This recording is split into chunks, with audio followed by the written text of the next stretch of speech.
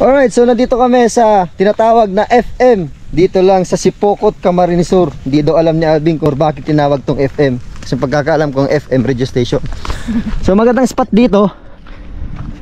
Simula doon sa main road. Pag naabot itong lugar na to, medyo nasa elevated na kayong lugar. Meron pa sanang recreational na lugar na pwedeng puntahan doon sa una-unahan, kaso may bayad. So dito lang muna tayo sa walang bayad para makatipid naman tayo. Saka ito daw yung dinadayong spot dito na kung saan libre lang. Ayun.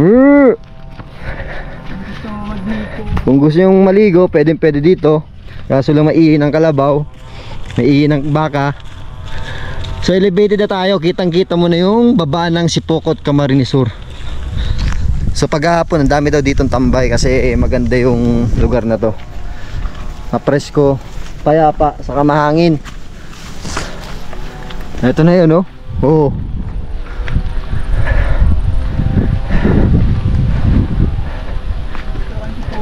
Yan, sentro ng Sipokot. So para lang tong pinuntahan ko doon sa Ligaw, yung Kitanday. Halos nasa bundok na rin doon eh. Ganda ng spot dito. Doon sa unahan yung recreational, kaso sabi ko nga sa inyo may bayad, 100 yata. Sabi ni Alvin. So anong lugar to, Bin? Yun, oh.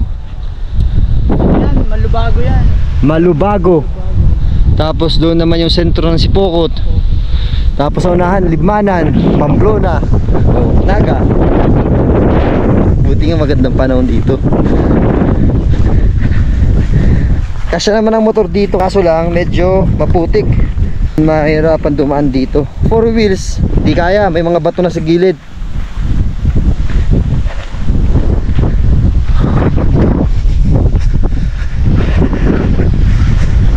Mamaya may pupunta kaming falls. Pagkatapos ng nature, doon naman tayo sa falls. Kahit malamig ang panahon, ayun, swimming pa din tayo.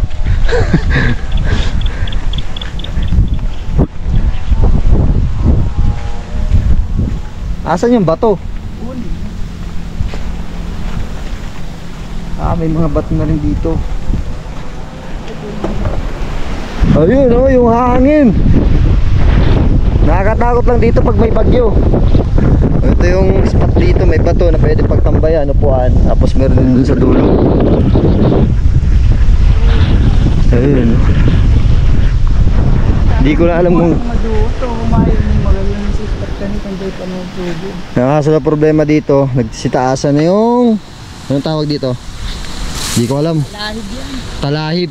Pero kung wala daw dito, ito yung pinaka-spot dito na pwedeng tumayo sa ibabaw. Hindi ko abot. Ayun, oh. Sayang, meron kasing ganito kung wala lang, oh. Ito yung view.